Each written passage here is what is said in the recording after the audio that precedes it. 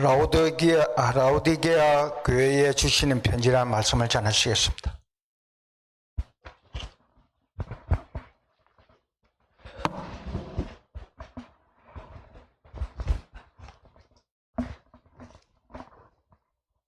예, 우리 특송에 우리 박수로 같이 동참하고 또 사회자도 옆에 서주니까 좋네요.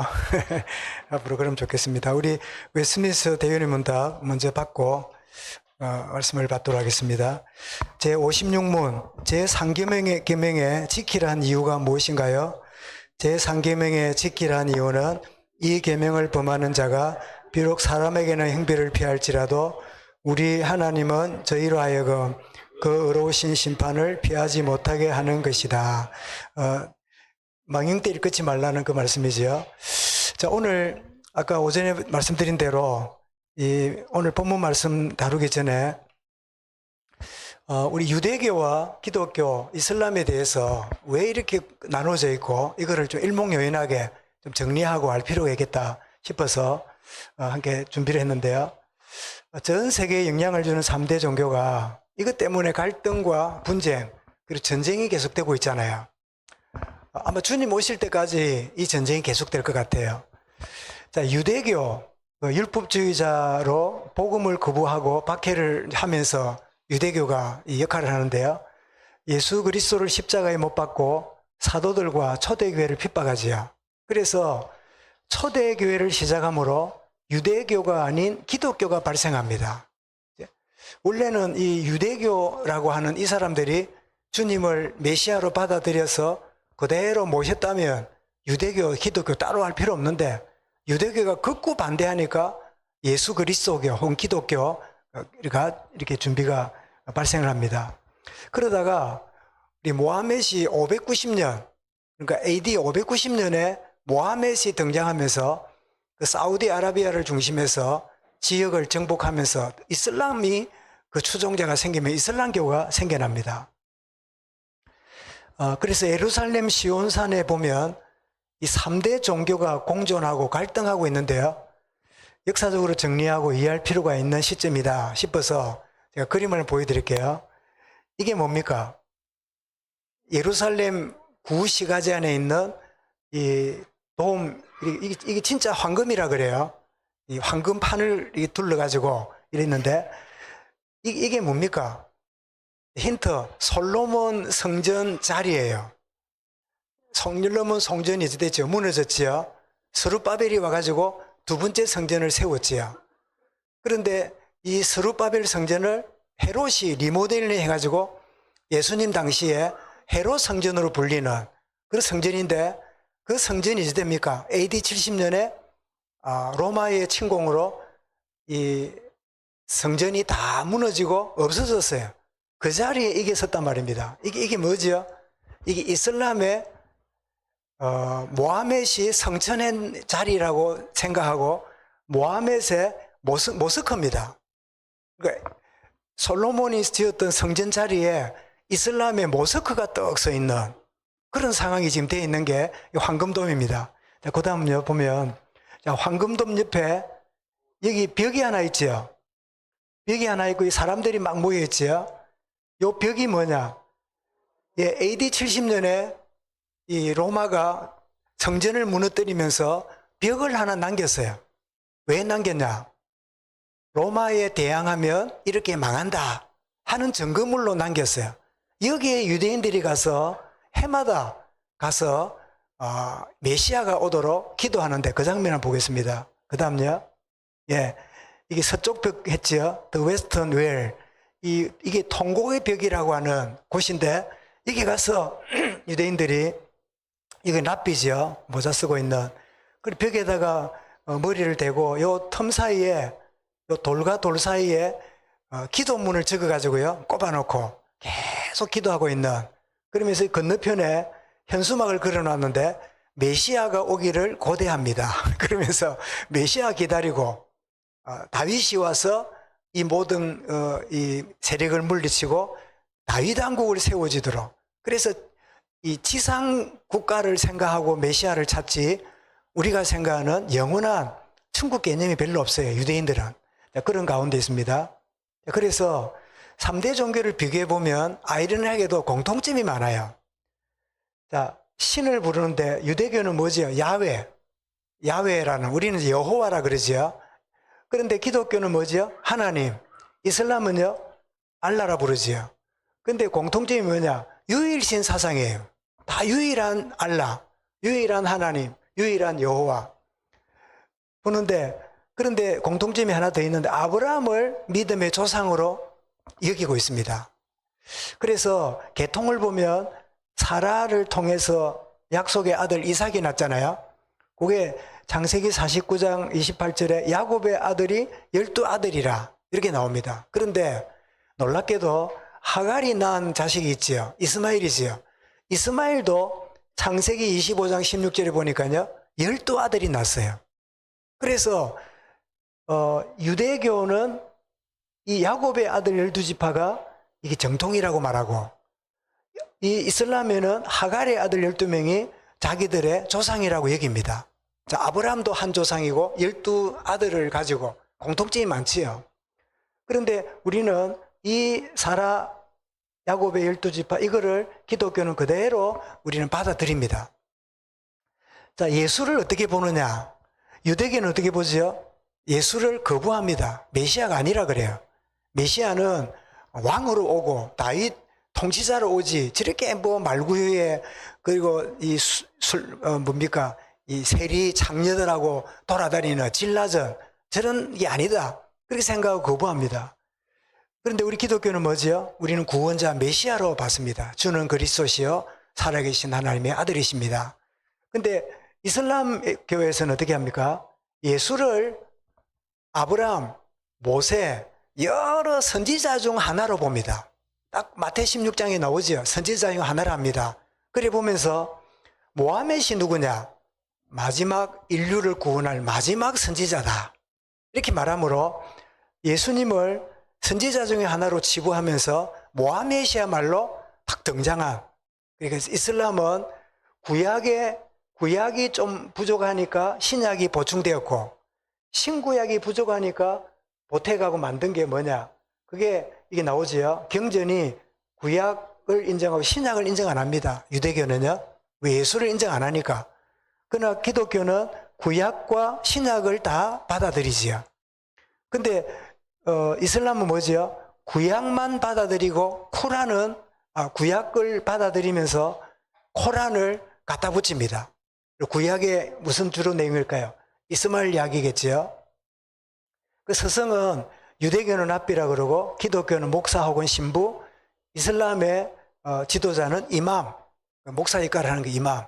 우리나라에도 우리 부산 남산동이나 또 이 서울에 뭐 용산입니까? 하여튼 몇 군데 있지요. 그 대전이나 몇 군데 보면 모스크가 있고 그게 이제 이맘들이 있지요. 이렇게 비교해 보면요. 자, 먼저 유대교와 기독교를 이렇게 보면 유대교는 율법을 철저하게 지킵니다. 왜냐? 선민으로서 살아야 될 의무라고 생각하고 자랑스럽게 생각해요. 우리는 택한 백성이다. 그리고 율법 준수가 오탑니다. 구원의 조건으로 봅니다. 잘 지켜야 구원받는다. 그리고 메시아를 대망했는데 그들이 대망한 것은 뭐지요? 지상나라를 기대했습니다. 예수님 부활하고 나서도 일부의 사람들이 뭐라고 물었습니까? 주여, 나라 회복할 때가 언제입니까? 사기 1장 6절에 그랬죠. 언제 이 나라 회복하겠습니까? 메시아가 오셔서 그 지상 국가를 생각한 거죠.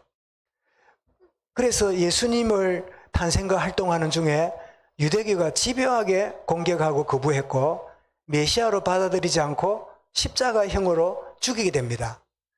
더 나아가서 사도들과 초대교회를 박해하는데요. 누가 제일 앞장섰지요? 사울이라는 사람이 앞장서게 되지요. 그런데 예수님의 부활을 본 사도들이 성령 충만으로 복음의 증인으로 살아갑니다. 우리가 보았다는 거예요. 부활하신 주님을 만났다는 거예요. 아무도 막을 수 없어요. 증거를. 자, 그런데 더 놀라운 일은 핍박자였던 사울이 회심하고 전도자로 헌신하게 되는 일이 벌어집니다. 그게 사도행전에 나오죠. 그래서 복음은 예루살렘, 유다, 사마리아 땅끝, 특별히 어디까지죠? 로마까지 복음이 전거되는. 그래서 이 유대교가 초대교회를 박해하니까 원래는 유대교 안에서 메시아가 오셨다고 신앙하려고 했는데 유대교가 거부하니까 자연스럽게 기독교가 결국은 분파가 되는 그 두 종교가 되었죠. 자, 그런데 이 기독교가 로마에까지 들어가면서 이 개선되는 게 아니라 아주 변질됩니다. 그래서 기독교가 어떤 변화가 일어나냐니까 로마가 복음을 받아들이니까요. 초창기에는 엄청난 박해, 특히 10명의 황제가 박해함으로 성도들이 순교를 많이 당합니다. 자, 그러다가 콘스탄티누스라는 황제가 기독교를 공적으로 인정합니다. 공인 323년. 콘스탄티누스가 진짜 신앙인이었을까, 정치적으로 이용한 걸까라고 많은 의문을 갖고 있습니다. 그러다가 데오도시우스라는 황제가 굉장히 이 사람은 독실한 크리스찬인데요. 그 어머니 영향을 많이 받았는데 황제가 국교로 인정합니다. 공인하고 국교는 다르죠. 공인은 여러 종교 중에 하나로 받아들이는 거고 국교는 뭐죠? 기독교 외에는 다 거부하는 거지요. 자, 국교가 됐습니다. 자, 그러다가 로마 제국이 너무 방대해지니까 수도를 옮깁니다. 지금의 이태리에서 지금의 띠르키에 콘스탄틴으로 옮깁니다. 왜? 세계를 전체를 지배하려고 천도를 한 거지요. 또 우리 조선이 이성계가 정권을 잡고 나서 개성에서 어디로 옮깁니까? 한양으로 수도를 옮기잖아요. 그런 식으로 더 이제 통치하려고. 그래서 옮긴 다음에 서로마와 동로마를 분리시킵니다. 그러다가 392년에요. 이 서로마 동로마를 분리시키는데 395년에 그래서 큰 아들에게는 서로마, 지금의 유럽을 맡겼고 작은 아들에게는 지금의 그 소아시아, 터키, 지금 띠르키라죠. 거기에 둘째 아들을 황제를 맡깁니다. 그래서 아버지 황제가 있고 두 아들을 제국을 나눠서 통치하도록 이렇게 만든 거지요. 그런데 놀라운 일은 북쪽 게르만 민족에 의해서 서로마가 멸망합니다. 지금 말하면 이태리에 있는 로마의 국가가 무너져요. 그게 476년입니다. 자, 국가가 멸망하고 나니까 대신에 누가 그 통치자가 되냐니까요. 서방교회 감독이 황제 같은 역할을 하게 됩니다. 나라가 무너졌으니까. 그래서 교황이라고 자칭하게 되는데요. 그래서 동방교회와 서방교회 갈등으로 동서교회가 1054년에 분리됩니다. 그래서 이 동방교회는 지금의 러시아 정교회라 그러고 이 서방교회는 로마 가톨릭이라 그러고 그래서 기독교 안에도 서방교회와 동방교회가 두 가지가 분리가 되지요. 이 분리된 이유 중에 하나는 동로마 황제였던 레오 3세가 성상 숭배를 금지하라고 금지령을 내려요. 성상이 뭐지요?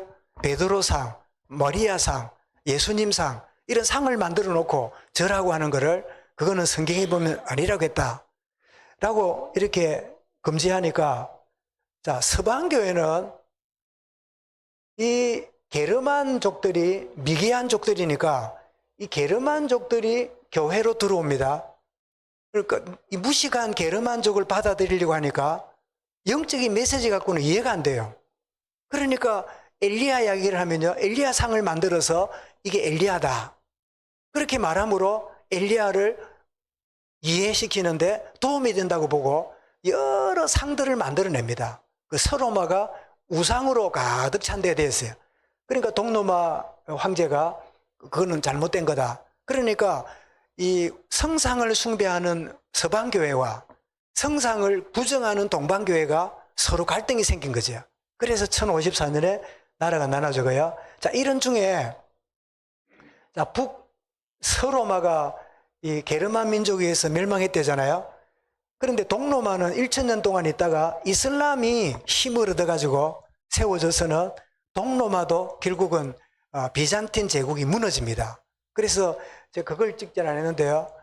저도 그 조지아 우리 그 전도 캠프를 갔다가 그 지역에 왔는데 지금 이 동로마 교회였던 이 콘스탄틴 이 채플이 그 교회당이 지금의 이 소피아 성당이라 가지고 그대로 되어 있는데 내용물은 이슬람으로 다 바뀌었어요. 그 1000년 동안의 기독교 문화가 다 무너지고, 그래서 동방교회는 이슬람이 침공하니까 도망을 쳐서 결국 어디로 올라갑니까? 러시아 정교회로 올라가 버립니다. 그렇게 되면서 동방정교회가 되는 그런 상황이 벌어지고요. 자, 그래서 서방교회가 로마 가톨릭 교회라 그러는데 세속화가 되어서 타락합니다. 기독교 국교화되면서 황제의 배경으로 부귀영화를 누립니다. 옛날에는 핍박받고 순교당하다가 이제 황제가 뒷받침해 주니까 교회만 가면 뭡니까? 공무원이 되고, 교회를 다니면 군인이 되고, 모든 혜택이 교회 가야 돼요. 교회 가서 세례 안 받으면 결혼도 못 해요. 그런 시대가 되니까 모두가 교회로 오므로 엄청난 이 영화를 누리게 됩니다. 그러다가 아까 말씀드린 대로 서로마가 멸망을 하게 되니까 대신 감독이 지배를 하면서 로마 감독이 자기는 교황이다, 교회의 황제다, 이렇게 치고 나옵니다. 이 말을 동방교회에 있는 감독이 좋아했을까요? 싫어했을까요? 싫어했겠지요. 지난 말씀드렸는데 로마 교회, 그 다음에 이 안디옥 교회, 예루살렘 교회, 콘스탄티노플 교회, 또 이 알렉산드리아 교회, 이 5개가 다섯 교구로 전 세계 지도자가 모였는데 유독하게 로마 감독이 자기는 교황이래요. 4명을 보고 내 밑에 오라고 이렇게 말하면서 주장하니까 동방교회, 동방 있는 교회가 지금 황제가 동방교회, 동방에 있었잖아요. 그리고 황제가 있는 곳이 그 주가 되지 왜 서방이냐? 그 서방 나라는 무너졌잖아. 그래 동방 서방이 계속 싸우는 중에 이제 일이 벌어졌는데요. 자, 서로마를 지배한 게르만 민족이 교회로 유입되는데 이들이 누구라고요? 굉장히 야만족이랬잖아요. 그래서 그들은 회심 없이 로마 교회 신자가 됩니다. 교회에 들어와야 이제 역할을 하니까. 게르만족이 로마를 무너뜨렸지만 로마 문화나 언어를 자기들은 좋아했어요. 그러니까 나라는 무너졌지만 로마의 문화를 받아들인 희한한 꼴이 됩니다. 그 문화 중에 하나가 뭐죠? 교회지요. 그래서 교회가 회심하지 않고 영접도 없는 그들이 교회에 오니까 형상과 성상을 무분별하게 받아들이면서 교회 안에 드디어 중세교회가 미신화되고 우상화되는 성상, 성인 숭배 이런 것들이 자리 잡는, 지금도 가톨릭 안에는 이 우상 숭배가 굉장히 심한데 자기들은 참고한다 그러지 그거를 숭배한다고 안 해요. 그러나 그들 마음속에는 말씀드렸지요. 가톨릭 신자가 되면요 몇 가지 갖다 줘요. 하나는 현재 있는 이 교황 사진 액자를 딱 집에다가 붙여요. 그 다음에 두 번째는 모퉁이에다가 예수님이 십자가 달려있는 십자가 모양의 그 십자가를 줘요. 그리고 또 하나는 뭐지요? 묵주를 가지고 돌리면서 성부, 성자, 성령, 성모, 엘리야, 뭐 요셉 이러면서 성인들을 묵상하면서요 기도하는, 똑절에 있는 뭡니까? 염주하고 가톨릭에 있는 묵주하고 원리가 똑같아요. 뭘 보면서 만지면서 이렇게 하는 그런 이제 우상이 되니까 한마디로 복음은 없고 금과 은만 넘치는 교회가 됐어요. 사도행전이 그랬죠. 은과 금은 내게 없거니와 나사렛 예수 그리스도 이름, 이게 초대교회인데 중세교회는 뭐예요? 예수 그리스도는 필요 없고 은과 금이 넘치는 교회가 된 거예요. 이걸 로망으로 하는 교회들이 좀 있습니다. 우리 교회 좀 경제가 많았으면, 하여튼 막 차고 넘쳤으면, 이게 로망인 교회가 많은데요. 그 중세교회를 생각하고 있는 꼴이지요. 자, 그러다가 미안합니다. 이것도 오타는 1517년에 마르틴 루터를 통해서 종교개혁이 일어납니다. 루터는 원래 잘못된 이 우상, 특히 면죄부 이런 것들을 성경에 없는 거를 왜 말하냐, 이거를 고치라, 갱신하라, 개혁하자 그렇게 말했는데 놀랍게도 구교가 이제 가톨릭이 방해하고 심각한 반발을 하게 되므로 전쟁이 막 벌어집니다. 그래서 구교와 신교가 유럽에 엄청난 전쟁이 일어나면서 마침 1517년에서 1555년이니까 거의 한 몇 년입니까? 한 30년 됐지요? 30년 만에 독일에서 신교가 신앙의 자유를 얻습니다. 구교 믿는 사람 믿고 신교 믿는 사람도 박해 안 하기로. 그러다가 드디어 종교개혁이 일어난 지 130년 만에 1648년에 전 유럽에 신교와 구교가 더 이상 안 싸우기로. 그래서 신교의 자유를 얻는 데가요 130년이 걸렸어요. 그래서 이 구교와 신교가 이렇게 나눠지면서 로마 가톨릭, 동방정교, 개신교, 기독교 안에가 세 개의 큰 분파가 일어난 거지요. 이해가 되시죠? 그리고 그렇게 정치와 복음이라는. 그래서 이스라엘 역사를 이렇게 잠깐 보면요, 바벨론 갈대아 우르에서 여호와의 부르심을 받고 아브라함이 믿음으로 가나안으로 옮겨오지요. 그게 BC 2000년으로 봅니다. 그런 중에 이삭, 야곱, 요셉 이때 애굽으로 들어가지요. 430년 후에 출애굽한 이스라엘 백성들이 약속의 땅 가나안으로 들어옵니다. 들어와서 왕국이 세워지고 남북으로 분단이 되고요. 북은 아수르에게 720 망하고 남쪽은 586년에 바벨론 포로가 되지요. 그런데 70년 후에 포로에 돌아와서 가나안 돌아와가지고 스룹바벨 중심에서 성전을 재건하고 그 사이에 있던 주변 족속들의 방해가 심하게 되는데, 이 스룹바벨이 성전을 재건할 때 주변 족속들이 방해를 한 이 그룹이요 이스마엘의 후예들입니다. 지금 이미 그때부터 갈등이 시작된 거죠.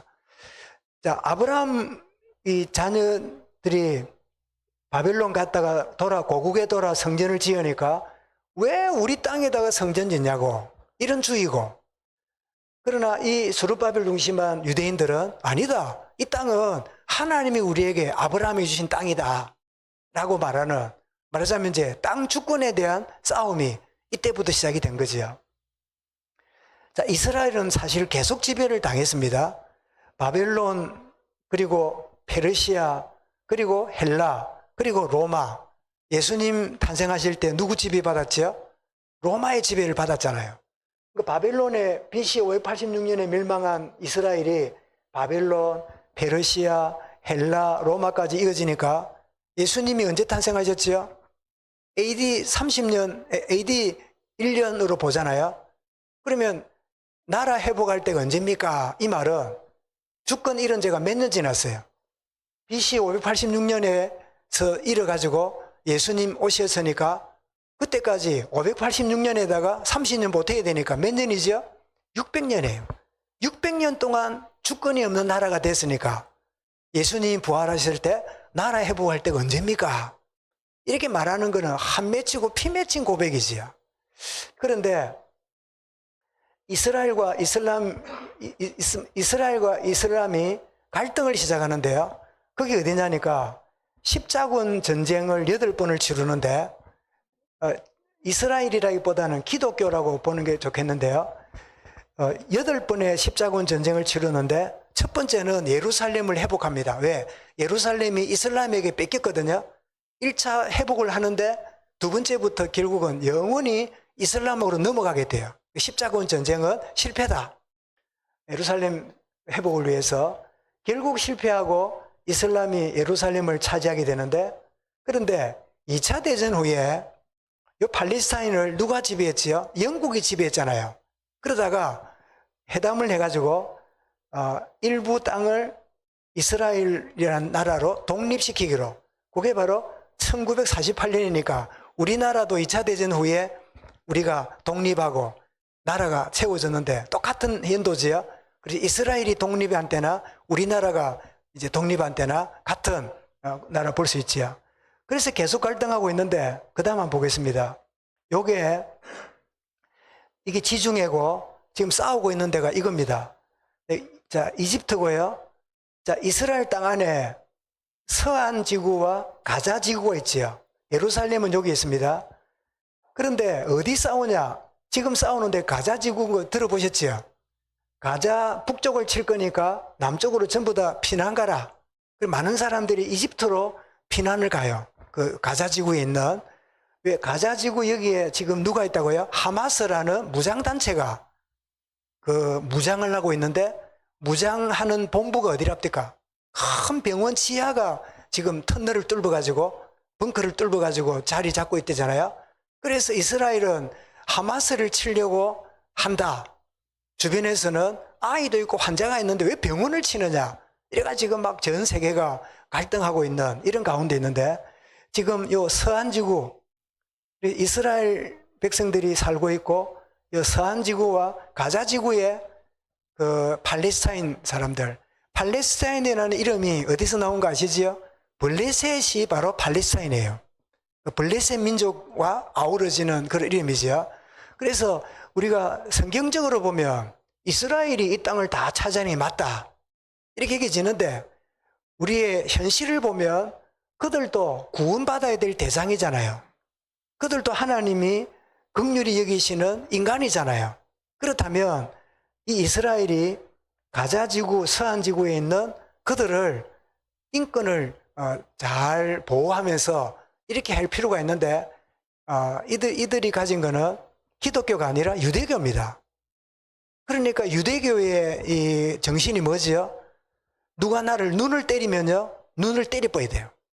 그리고 내가 팔을 이렇게 부러뜨리면요 상대방 팔을 부러뜨려야 돼요. 그러니까 지금 나타나오가 그 유대교주의니까 공격을 받잖아요. 또 공격해야 돼요. 그래가지고 지금 심각한 문제가 생기면서 지금 상황이 벌어지는 건데 주님 보실 때는 이 전쟁이 어떤 전쟁일까요? 자주 말씀드리죠. 우리 복음 안에서는요, 이 전쟁이 수비하는 전쟁은 허락하지만 공격하는 것은요 성경적이 아니에요. 성경이 뭐지 않습니까? 오른밤을 때리거든 왼밤을 돌려대고. 그럼 우리가 억울해서 어떻게 한단 말이냐? 그게 하나님의 주권 속에 있는 거예요. 그런데 유대인들은 그게 안 돼요. 그래서 지금 유대교와 기독교, 유대교에서 기독교가 나왔고 이슬람이 일어나면서 지금 겉으로는 기독교지만 실제로는 뭡니까? 유대교와 이슬람의 싸움으로 이렇게 돼 있는데 이 유대인들이 기독교 국가와 같은 미국에 가장 영향력을 주고 있으니까 미국을 크게 등에 업고 미국이 기독교가 이슬람을 치는 꼴이 돼가지고 아주 미묘한 그런 상황이 되어 있는 게 지금 현실입니다. 그래서 이 세 종교가 유대교에서 기독교가 나오고 그리고 나중에 AD 한 600년경에 모함에서 일어나면서 이슬람을 세워가지고 이슬람과 유대주의자와 갈등 속에 전 세계가 휘말리는 그런 참 가운데 있다 이게 지는데 어쨌든 지금 전쟁은 이 가자지구에서 벌어지고 있는 상황이고 이 지구에 있는 사람들이 아이가 죽어나가니까 팔에다가 어떻게 해요? 아이 이름을 새겨서 죽고 나면 시체라도 찾겠다는 그런 참 비극진 가운데 있는데 정말 하나님 나라가 구체적으로 임할 수 있도록 참 기도해야 되는 그런 제목으로 여기면 참 좋겠다 생각이 듭니다. 자, 우리 이어서 라오디게아 교회 주시는 편지 오늘 말씀인데요. 자, 라오디게아 교회는 백성을 심판하다 하는 뜻을 가진 게 라오디게아입니다. 그러니까 벌써 라오디게아 교회 자체가 뭐죠? 칭찬이 전혀 없는 이런 참 책망과 징계를 받는 그런 참 분위기구나 하는 걸 느끼게 되죠. 자, 실크로드의 거점 도시가 돼가지고 상업과 은행업이 번창합니다. 여러분, 실크로드가 뭐죠? 동양과 서양이 문물을 교환하는 그 길이 실크로드라 그러지요. 비단길. 그러니까 중국의 비단이 유럽까지 가고 유럽에 있는 뭐 이렇게 좋은 것들이 또 이 동양에 오고 그걸 실크로드라 하잖아요. 자, 기름진 땅이므로 목축업과 농업도 발달해서 7교회 중에 가장 번영하고 부유한 도시였어요. 그래서 자기들 뭐라고요? 우리는 부족함이 없다. 말하자면 아주 경제력이 빵빵한 교회라.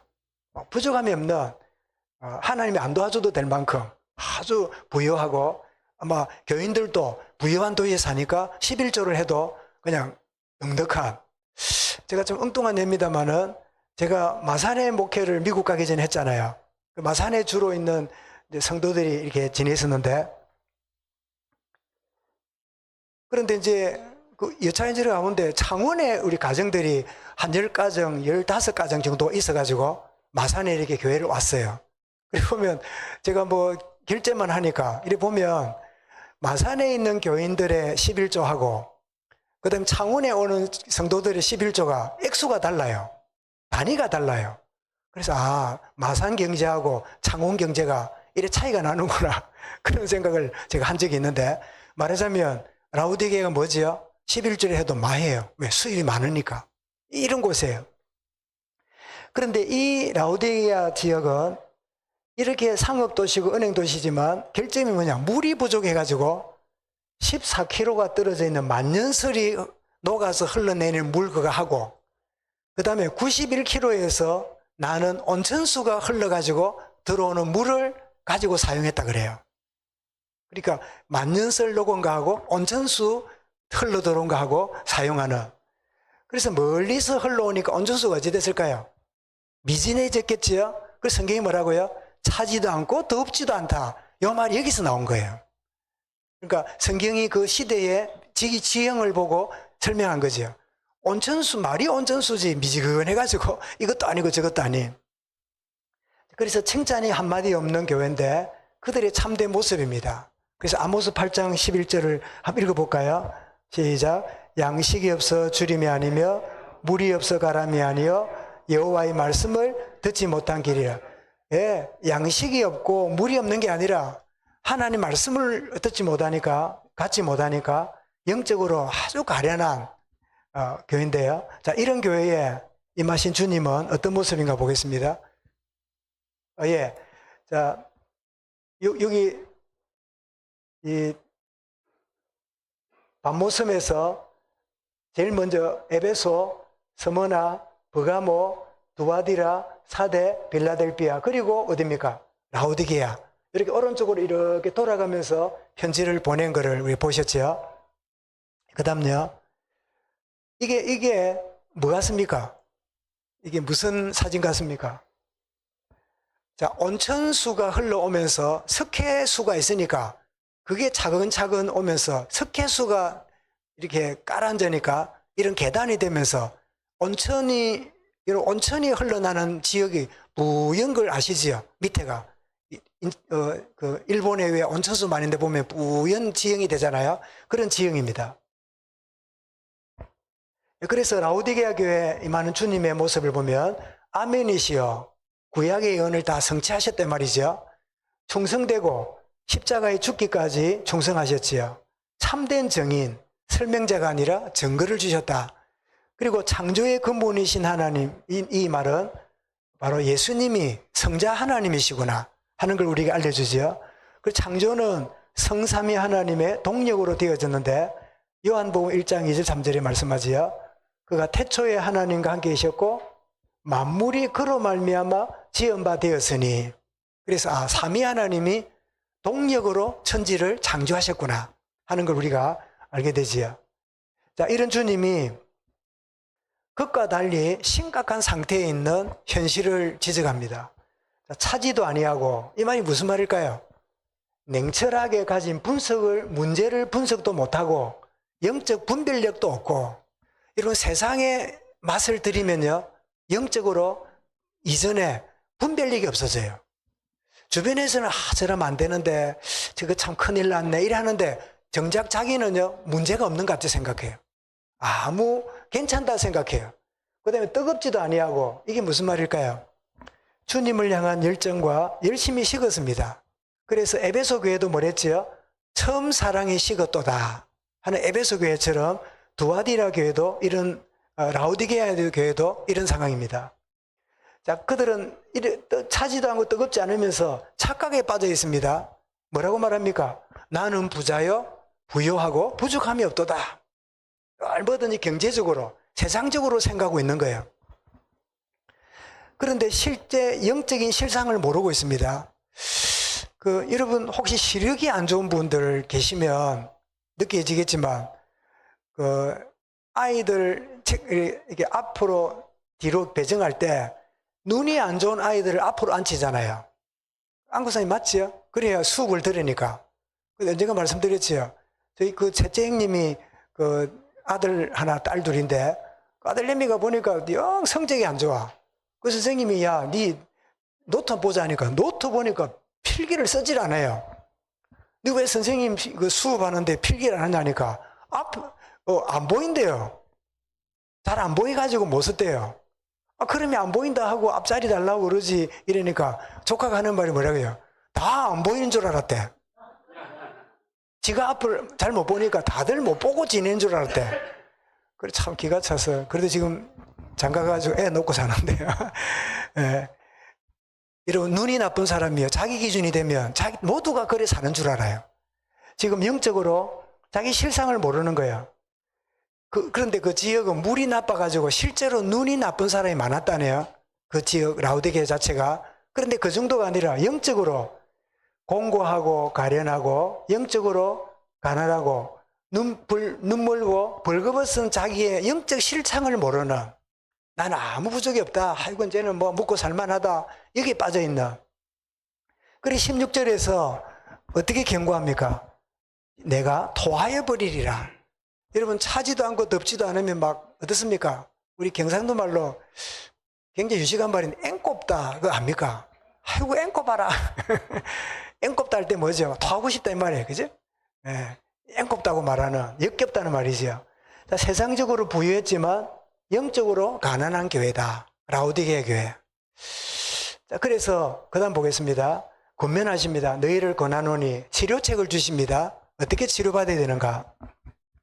자, 1번 읽어보겠습니다. 시작. 불로서 연단함 금을 사서 부유하게 하고.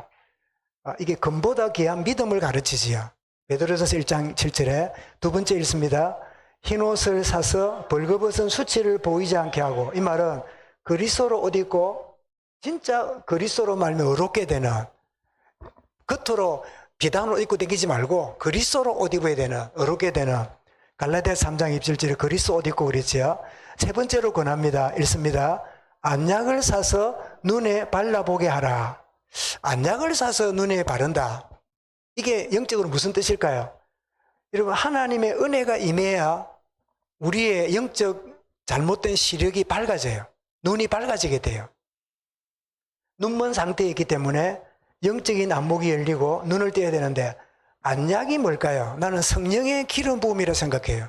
이런 성령의 기름 부음이 있게 될 때 자기 영적 실체를 알고, 오라 나는 공간 사람이로다. 은혜가 필요한, 내가 은혜로 살아왔고 은혜가 필요하다. 이거를 깨달을 수 있으니까요. 그래서 이사야 55장 1절이 뭡니까? 누구든지 목마른 내게로 와서 이렇게 젖을 사라, 값없이 사라. 그렇게 초청하는 말씀이 나오지요. 그리고 여러분 책망한다고 하니까 뭐 다른 생각을 짓지만 사실은 사랑하기 때문에 책망하는 거예요. 사랑하기 때문에 징계하는 거예요. 그죠? 여러분 사랑하지 않으면 징계하거나 책망 안 하고 어떻습니까? 모른 척 합니다. 그래서 열심을 내라 회개하라 그러는데, 사랑하는 자들이 사랑하는 자들이므로 징계하시는, 그 히브리 12장 5절 6절에 그랬죠. 사랑하는 자녀에게 부모가 징계한다. 그런 말씀이 나오잖아요. 전도서 7장 5절에도 한번 같이 읽겠습니다. 지혜로운 사람의 책망을 듣는 것이 우매자들의 노래를 듣는 것보다 나으니라. 여러분 사랑하기 때문에 주는 책망은요, 듣기 싫지만 그게는 사랑의 표현이에요. 그렇게 우리가 이해를 하면 좋겠다 이겨집니다. 자, 약속을 주십니다. 자, 문을 두드리시는데, 내가 문 밖에 눈을 두드리 할 때 찾아오시는 주님이지요. 저는 지금도 모든 성도들을 주님이 찾아오신다, 찾아가신다. 그리고 음성을 들려주십니다. 양들은 그 음성을 알아들어요. 양들은 내 음성을 듣고 음성을 들어요. 참 신기하죠. 사울 왕에게 잘못을 지적하니까요, 지적한 사람들을 죽여요. 다윗 왕에게 허물을 지적하니까요, 그 허물의 말을 듣고 회개해요. 양이기 때문에. 염소는 못 알아들어요. 그래서 여러분 우리 대인관계 속에도요, 이 말을 저 사람이 잘 알아듣겠다 싶을 때, 확신이 없을 때는요, 아무리 옳은 말도 필요 없어요. 그리고 관계만 무너져요. 아, 이 사람에게 이 말이 도움이 되겠다, 알아듣겠구나, 필요하겠구나. 이게 확신이 될 때 조심스럽게 말하는 게 필요하지요. 문을 열면 이 마음의 문을 열고 영접하는 걸 말하죠. 그러면 그와 더불어 먹으리라. 그래 주님과 동행 이전에 주님이 뭐라고요? 내가 너와 함께하는, 동거하는, 내가 들어가 너와 더불어 먹고 너는 나와 더불어 먹으리라. 이 동거하는 영적인 가족이 되겠다는 거죠. 그러면서 이기는 자에게, 이 말은 순종하는 자에게 말이죠. 내 보좌에 함께 앉아야 할 것이고 내가 하나님 아버지 보좌에 함께 앉는 것과 같이 하리라. 그래서 기 있는 자는 성령이 하시는 말씀을 들을지어다 이랬는데, 그래서 오늘까지 에베소 교회로부터 라오디게까지 7교회를 줬잖아요. 그런데 많은 신학자들이 7교회는 7시대를 예언하는 것이다 라고 말씀하고 있는데, 그 도표를 제가 정리했는데요. 자, 에베소 교회는 속사도 교회, 사도들이 다 죽은 다음에 사도들의 제자들이 있었던 그 시대예요. 속사도 시대. 아주 신앙적으로 깨끗하고 깨어있는 시대지요. 자, 그런데 서문화 시대를 맞이하면서 로마 박해가 임하게 됩니다. 서문화에 극한 박해가 왔다 그랬잖아요. 그러다가 버가모 시대에 로마 국교 시대가 됩니다. 그래 되니까 어떻게 그렇다고요? 교회가 영적 안일에 빠져요. 세상의 번영 속에 슬슬 물들어가기 시작하는 그런 일이 벌어지다가 두아디라 시대는 교황권이 일어나면서 이제는 교황이 황제를 지배하는, 교회가 세상을 다 지배하는 이런 세상이 벌어져요. 하나님은 교회가 세상을 섬기고 세상을 복음으로 변화시키라 그랬지요. 세상을 지배하라고 한 적 없어요. 그러니까 이 멍청한 목사들은 그런 사람들이 많은 것 같아. 교회가 세상을 지배하고 우리가 막 이 시와 막 나라를 지배하고 막 이런 어떤 생각을 가진 사람이 있는데, 그건 교황권이 틀린 생각이지요. 그러다가 4대 중세 암흑 시대입니다. 겉으로는 굉장히 번영한 이 가톨릭 교회지만 1000년 동안 우상과 흑암으로 가득 찬 나라 시대가 4대 시대입니다. 그러다가 빌라델피아가 뭐지요? 형제 사랑인데 종교개혁이 일어나서 말씀과 복음이 회복됐어요. 그런데 드디어 라오디게아 시대는 현대 시대입니다. 무슨 시대지요? 우리는 부유하다, 부족함이 없다. 그리고 어떻습니까? 미직은 찹지도 않고 뜨겁지도 않는 이런 시대. 특히 이런 코로나가 오면서 무슨 교인이 많이 생겼다고요? 가난한 교인이 많아요.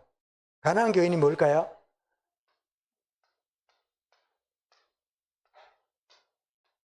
이래면 어찌 됩니까? 안 나가.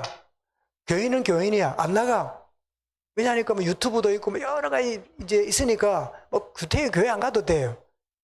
여러분 참 하나님이 교회를 허락하셨는데 한 번 안 가고 두 번 안 가다 보니까요, 계속 있는 신앙까지도 찹지도 않고 뜨겁지도 않고 신앙이 있는 것도 아니고 없는 것도 아닌 그런 자리에 들어가는.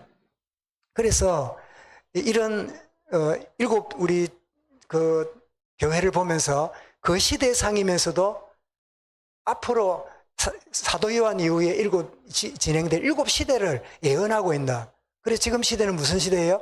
라오디게아 교회 같은 시대다. 그래서 이럴 때에 주님 물으십니다. 말세에 믿는 자를 보겠느냐? 이런 때에 우리 진해인만을 교회가 주님, 우리가 여기 있습니다. 정말 깨어있고 주님 앞에 늘 서 있는 그런 축복을 누리게 될 줄 믿습니다. 그래서 오늘 우리 선교 헌신예배를 드리는데, 이런 선교가 뭘까요? 237 나라와 5천 종족을 살리는 게 선교잖아요. 그러려면 뭐가 필요하겠습니까? 경제 회복이 필요하겠지요. 그런데 이 경제가 우리가 쓰고 있는 돈은 경제지만요, 선교는 이 경제 갖고 안 돼요. 빛의 경제가 있어야 돼요. 무슨 말이냐니까, 그냥 세상 논리와 세상 어떤 생각을 가지고 우리 뭐 돈이 있어야 선교를 하지 이러지만, 이런 빛이 임하게 될 때 우리의 이 수익과 지출이나 이런 의미가 달라지지요. 더 나아가서 우리 후대들에게 정말 이 선교의 이유와 가치가 전달이 돼야 됩니다. 옛날에 유 목사님 자주 그 표현을 했지요. 애들이 뭐 예배 드리면 헌금을 안 한다고 왜 안 하냐 물어봤더니 돈이 없대요. 그래서 뭐 아이들 돈이 없어서 헌금 안 하는 거랬는데 예배 마치고 그 뭡니까 편의점인데 보니까요 실컷 사 먹고 앉아 있더래요. 그게 뭐지요? 사 먹을 돈은 있는데 헌금할 돈은 없는 거야. 그게 무슨 말이냐니까 가치와 이유를 모르는 거지요. 왜 헌금하고 선교에 참여하는가? 여기에 별 가치가 없는 그런 가운데 있지요. 그래서 정말 경제가 회복되지만 진짜 경제는 빛의 경제다. 하나님이 내게 주시는.